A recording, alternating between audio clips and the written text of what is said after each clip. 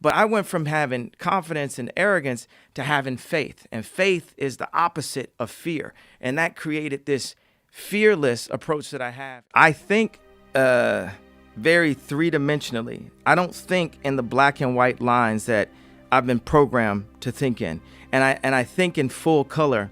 So when I talk, I have to describe a thought in 5 ways. You know, we enjoy food that has multiple seasoning in it. We enjoy music that has multiple instruments. So when I talk, it's not a rant, it's a symphony of ideas. And when you collect them, you say, oh, these are all these things that connect. Yeah, you know, I just tell the truth. And telling the truth is crazy in a world full of lies. That's simply it.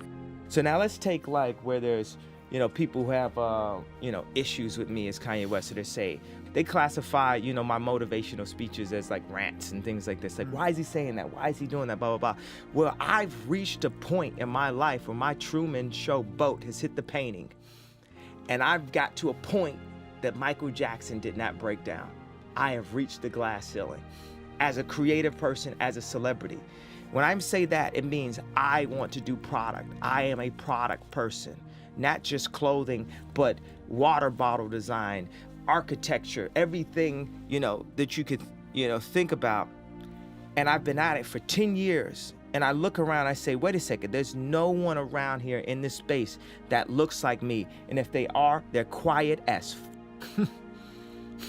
So that means, wait a second, now we're seriously like in a civil rights movement. Like people used to joke about, do you remember our South Park photo? Yeah, I do. Remember how funny that was? Do you think there would be a Givenchy in the hood if it wasn't for that South Park photo? Yeah. So many people are just so obvious. They don't even realize that when they box me in or try to verbally put me in some type of box or put Donda in a box, that they're really showing their level of ignorance. They're putting themselves in a box.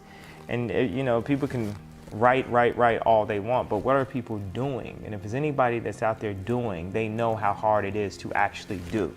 And I'm like a motivation of the doers. If everything I did failed, which it doesn't, it actually succeeds, but if everything I did failed, just the fact that I'm willing to fail is an inspiration. People are so scared to lose that they don't even try. Like one thing that people can't say is they can't say, I'm not trying. And I'm not trying my hardest and I'm not trying to do it the best way that I know how with what little information I get. So when I compare myself to Steve Jobs or Walt Disney, Howard Hughes, David Stern, Michelangelo, Da Vinci, Jesus, or whatever it is, I'm saying these are my heroes. These are people that I look up to. This is the type of impact I want to make on the earth. If I can make this type of impact up to this point, what can I do if you call Bob Iger and say, yo, give him a shot? If you call Oprah and say, yo, back this kid. His parents were educators. He wants to educate. He wants to look at curriculums and say, how do we simplify that? Exactly what I did in music, I want to apply to product. I want to apply to education. This is what my company, Donda, is about. I could rap all I want, but without that Rockefeller chain and Damon giving me that Rockefeller chain and without getting a record deal, I don't care how many beats I sold to whoever, I couldn't have made it to the point to make Jesus Walks. And now, even as a celebrity, blah, blah, blah, I've reached a ceiling. And the way paparazzi talk to me and my family is disrespectful also. You know what I'm saying? We bring something of joy to the world. When people hear my music, they have a good time. And I should be respected as such when I walk down the street. Don't ask me a question about something you saw in the tabloids. Don't try to antagonize me, because you know what? It's not safe for you in this zoo. You know, never think that I'm not from Chicago for 1 second. So as I go through these different levels, there's times where I would use confidence when I knew what I was doing, and I would use arrogance when I didn't know what I was doing. But I'd rather use arrogance than to let someone diminish my idea of myself, because that is what keeps us going. Hope actually keeps us alive. But I went from having confidence and arrogance to having faith. And faith is the opposite of fear. And that created this fearless approach that I have. And that's what now has made me the fearless leader that I am, that I've like crystallized into the leader that my mom always knew I would be when kids followed me in preschool, the leader that people saw when we changed the sound of music, the leader when we changed the sneaker industry, the leader in what we're doing with farming and with shelters. You have to move based on opportunity.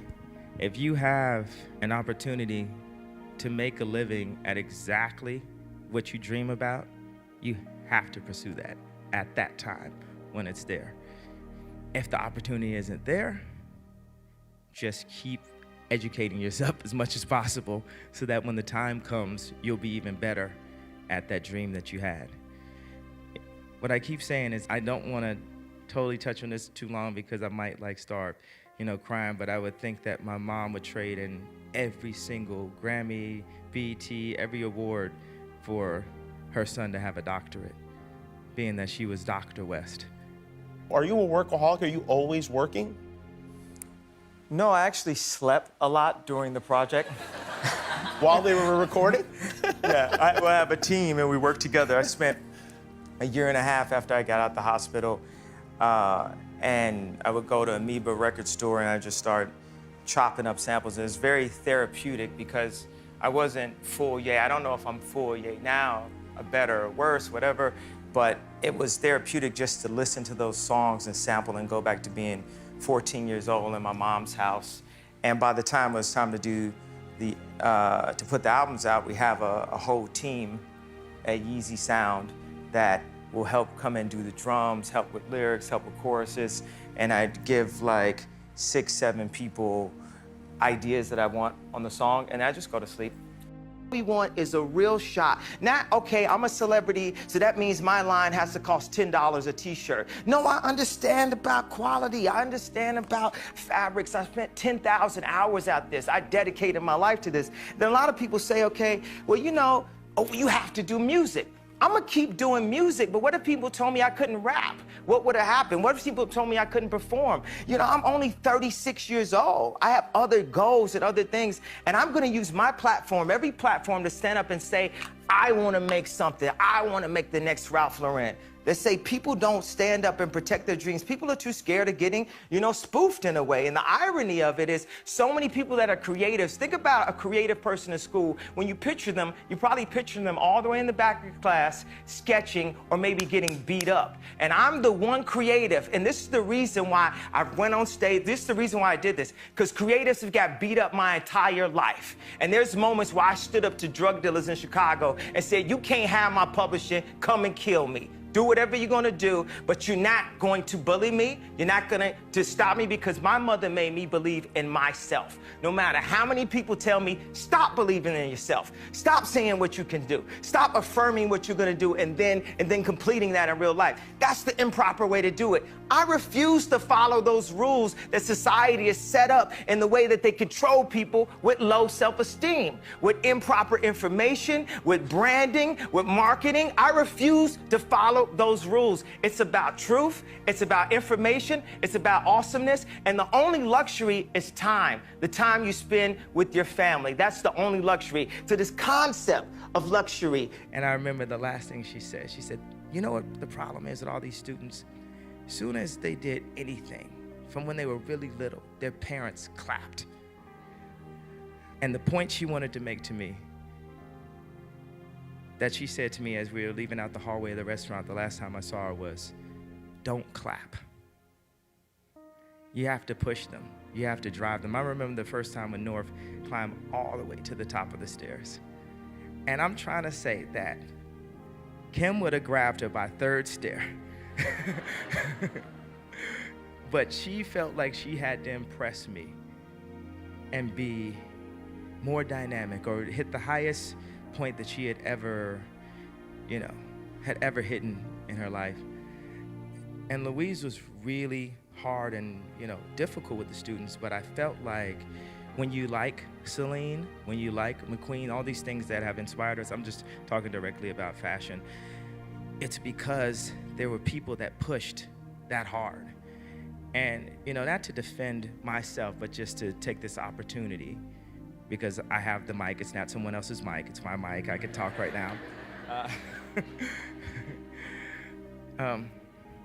I feel a responsibility to push in the world. I feel a responsibility in my position to be like, this is some bullshit. Am I the only one here that's not crazy?